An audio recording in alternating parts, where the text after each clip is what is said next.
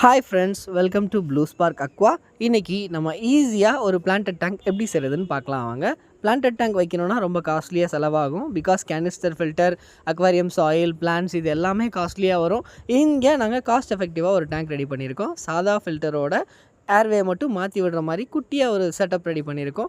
Then again plant செலெக்ஷனும் பார்த்தீங்கன்னா CO2 use பண்ணாத Amazon ஸ்வாட், hydrilla, வாலிஸ்னேரியா இந்த மாதிரியான பிளான்ட் செலக்ட் பண்ணி நம்ம ஈஸியாக செட்டப் பண்ணியிருக்கோம். ஃபைனலாக மிட் ரேஞ்சில் ஒரு காஸ்ட் எஃபெக்டிவ் அக்வேரியம் லைட் ஒன்று போட்டிருக்கோங்க. ஸோ ஒரு அருமையான easy maintenance planted tank aquarium ready. இந்த வீடியோ உங்களுக்கு கண்டிப்பாக யூஸ்ஃபுல்லாக இருந்திருக்கும்னு நினைக்கிறேன்.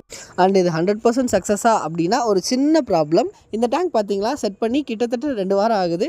இதில் நாங்கள் ஃபேஸ் பண்ண ஒரே ஒரு ப்ராப்ளம் ஆல்கே டெவலப்மெண்ட் தான்.